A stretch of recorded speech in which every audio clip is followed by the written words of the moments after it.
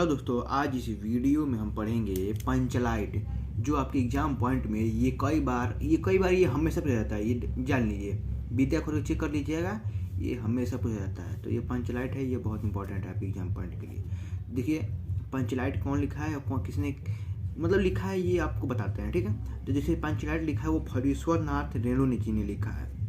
अब देखिए एक जैसे गांव है, ठीक है, वो गांव में जैसे रामनवमी का मेला लगता है, ठीक है, और मेला लगता है उसमें एक ललटेन खरीदते हैं ये लोग, इसे कहानी समझिए। और ललटेन खरीदने के बाद क्या होता है ना, वो जलाते हैं तो बहुत लोग खुश होते हैं, और खुश होते उसी में जैसे ये कहानी है। तो ठीक है, कहानी को इस तरह से पढ़ते हैं, कहानी में कौन कौन है और कैसे इसको याद करेंगे, ठीक है। तो हम कहानी को बहुत आसानी तरीके से बताएंगे, तो वीडियो को अंत तक देखिएगा। चैनल पर आए, चैनल को सब्सक्राइब कर लीजिएगा, फ्री में होता है, कोई पैसा नहीं लगता।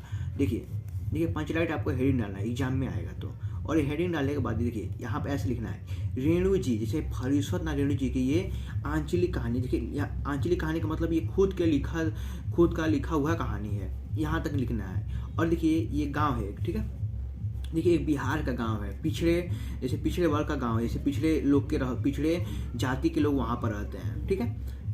देखिए उसका सुंदर चरित्र चित्रण प्रस्तुत की, इन्होंने बताया, किसने बताया? फरीश्वर नाथ रेणु जी ने बताया। बस ये आपको इतना लिखना है। और लिखने के बाद देखिए एक गांव है महतो टोली, ये आपको जाना जरूरी है। एक महतो टोली गांव है, उसी में कौन से लोग रह रहे हैं? अशिक्षित लोग रह रहे हैं, ठीक है। और वो क्या करते हैं ना कि रामनवमी के मेले में क्या करते हैं, एक पंचलाइट खरीदते हैं, जिसका नाम हम लोग लालटेन या पंचलाइट कहते हैं, ठीक है। लालटेन खरीदते हैं जिसका नाम पंचलाइट है। और देखिए ये सीधे साधे लोग हैं ना, यहाँ पर लिखना पड़ेगा, जो सीधे साधे लोग हैं वो इसको क्या इज्जत या सम्मान की चीज़ समझते हैं, ये आपको यहाँ पर लिखना पड़ेगा। और लिखने के बाद देखिए इन्होंने पंचलाइट को देखने के लिए, देखिए पंचलाइट खरीद कर लाते हैं और इसको सम्मान की चीज़ समझते हैं। देखिए पंचलाइट जब खरीद कर लाते हैं तो इसे देखने के लिए गांव के मोहल्लों के लोग, सभी बालक औरत पुरुष इकट्ठे हो जाते हैं। यहाँ तक आपको लिखना पड़ेगा, इकट्ठे हो जाएंगे।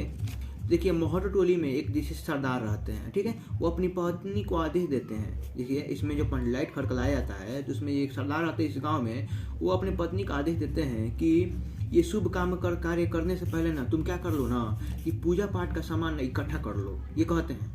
और ये सभी लोग उत्साहित हो जाते हैं, परंतु एक समस्या उठती है ना कि पंचलाइट को जलाएगा कौन, ठीक है, एक समस्या उठती है। देखिए तो यहाँ पर कहने का मतलब है कि सभी उत्साहित होकर, परंतु समस्या उठती है कि पंचलाइट को जलाएगा कौन, यहाँ तक आपको लिखना पड़ेगा। अब देखिए पंचलाइट को जलाएगा कौन, यहाँ तक हो गया। बाकी सभी उत्साहित हैं परंतु समस्या उठती है पंचलाइट जलाएगा कौन, यहाँ तक आपको लिखना पड़ेगा। सीधे साधे लोग पेट्रोमैक्स को जलाना नहीं जानते, आपको यहाँ तक लिखना पड़ेगा।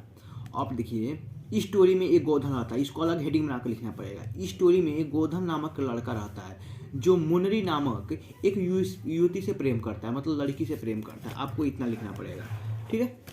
अब देखिए अब यहाँ से प्रेम करता है।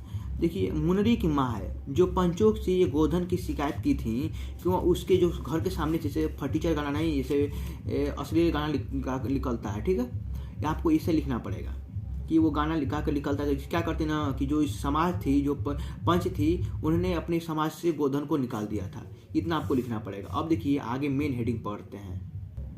देखिए कि वह चतुराई से क्या करता है, जैसे देखिए यहाँ पर कहने का मतलब है कि जब वो उसको निकाल दिया जाता है, कि उसको अपने समाज से निकाल दिया जाता है, तो यहाँ पर हम लिखे नहीं है कि क्या करता है ना वो, समाज से उसको निकाल दिया जाता है तो सबको दिक्कत होती है पंचलाइट जलाने में। जो मुनरी है, मुनरी क्या करती है ना कि पंचों से आपको लिखना पड़ेगा, पंचों से क्या करती है ना कि बात बता देती है कि वो गोधन, ये बात बता देती है कि गोधन क्या करता है ना, पंचलाइट जलाना जानता है।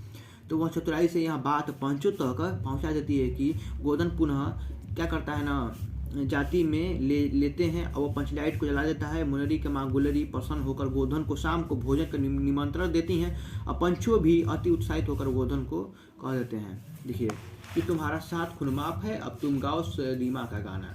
यहाँ तक आपको लिखना पड़ेगा, यहाँ तक समझ में आ गया। अब देखिए यहाँ पर आपको मेन हेडिंग लिखना है कि पंचलाइट की रोशनी में लोग भजन कीर्तन करते हैं तथा उत्साहित मनाते हैं, और कहानी के कथनायक सजीव है। सीधे साधे लोग, अनपढ़ लोग की इसे सद्भावना का वाणी देने के लिए रेणु जी ने समर्थ रहे हैं। इस कहानी में आंचलिक जीवन का सजीव झांसी प्रस्तुत किया गया है।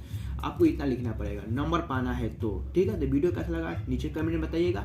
चैनल पर नया, चैनल को सब्सक्राइब और वीडियो को लाइक करना मत भूलिएगा। ठीक है, मिलते हैं अगले वीडियो में, तब तक जय हिंद जय भारत।